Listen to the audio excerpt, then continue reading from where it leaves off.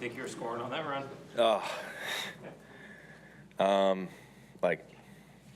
Like 75% of the run, yes. And then felt it closing in on me.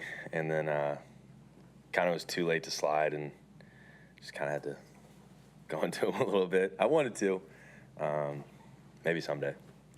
Jake Bobo catching 2 touchdowns from you, kind of a little bit of hesitation step on that screen, and then we get to see him return a punt for 20 yards. Yeah. What can you say about what he brings to the table on offense and special teams? Yeah, I know for me, when he's out there, just you feel comfortable knowing you got him out there.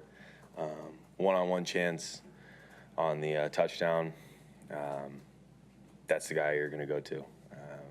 Super reliable, extremely good at just getting open, working leverage with defenders, and knowing how to get open.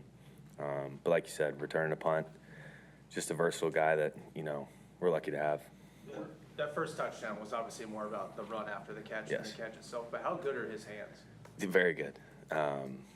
Like I said, just confident with him out there, throwing the ball, whether that's here, in the rain, whatever it may be. He's gonna get it.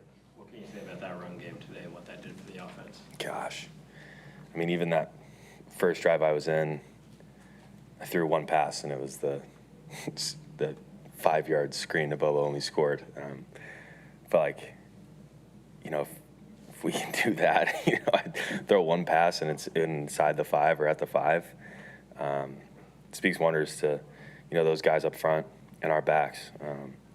Working tracks every day in practice. Dude, those guys they're on their P's and Q's right now. It's preseason week 2.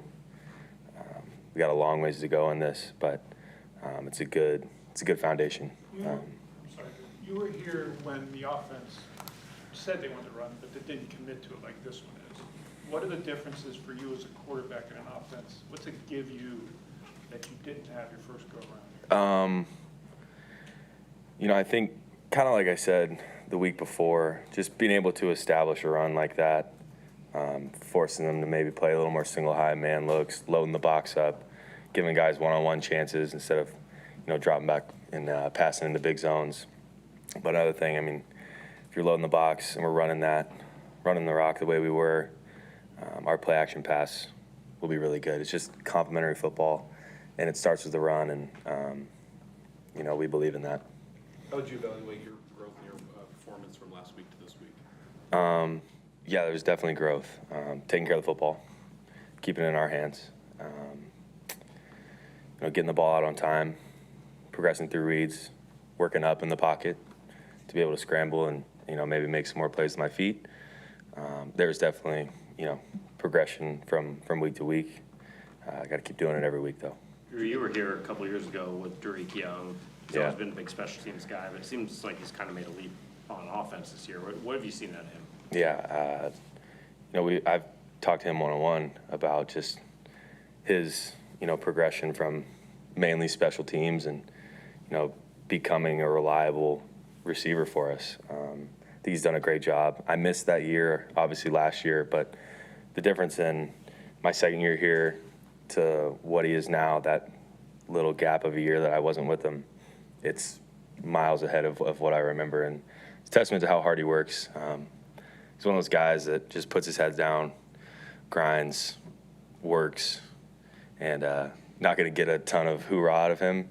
And he's going to come out and play his butt off. Drew, have you seen who tackled Brady Russell yet? I talked to Brady about that. He thought he was getting in the zone. I thought he was getting in the zone. But no, he's a little beat up about that one right now. He'll have to come back. We'll make him run some sprints after practice to get those legs going. Drew, to see that many explosive runs kind of come together, what does that speak to the play of the offensive line you're kind of seeing in front of you and the way that whole operation's kind of going right now? Man, it's really impressive. Like I said, it's week 2, preseason. Got to keep the focus on getting better day to day, but coming out here and being able to do that, kind of like I said before too, just mixing in groups, different tackles, different guards, different centers, maybe even different than the group that you would have been working with in practice. in the training camp style practices that we're having. They're just one right now, you know, making calls, going to the right guys, and really working off each other, which is really cool to see this early. We got to keep going. We got to keep doing it. But And after a couple of weeks of seeing Grey Zabel working pads now, what do you make of him as a rookie lineman up there? And it seems like he's able to move guys pretty well, and kind of seeing that work. yeah, I you know, being able to watch him, because obviously he's with Sam during the week. When I'm not watching Sam, watching the O-line when it's a run, and he's been impressive. I think what's more impressive is just who he is off the field. He's fun, jokes around, like one of those classic like O-lineman with a stash. You know, he's just he's an offensive lineman at heart. And you know, the Busch Light thing when he got drafted, I'm like, all right, you're playing the O-lineman good right now. I got to see it in person, and it's he's living up to it. Do you feel like there's more personality there that's going to show up when he's not a rookie? Like, Yes, I've seen it every week. Wrapped him in on a joke, and he went right for it. Didn't second guess it. It's like, all right, yeah, I'll go do that. I'm like, awesome. Yeah, you're a good rookie. You're fun to be around, and he's a heck of a football player too. with Zach, I mean, we see him show up every day and we see the results on the field. What do we not see behind the scenes that puts him in position to do that? Yeah, I'd say every time I come in the locker room, his locker is like 3 or 4 down from mine. There's not a time that he's not on his iPad. I don't get to see what it is, but our iPads are pretty secure. You know, it's going to be Exos or it's going to be Teamwork. So he's in his book. He studies. And when you're at practice, you guys have seen it. It's 100 miles per hour, 24/7. And, you know, that translates into games. Drew, we've heard you and Sam tonight just talk about the importance of getting the ball out on time and the improvement. What has helped both of you? Is that familiarity? Is that a drill you're doing? Or? Yeah, no, for me, it has a lot to do with coaching.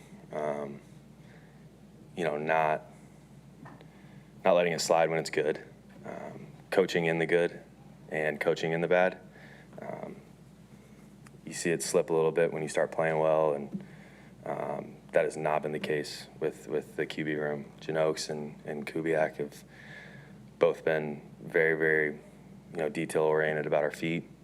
When the ball's supposed to come out, 1, 2, 3, outlet, run, QB through. Like it's a very sound system, and it's really fun to be in.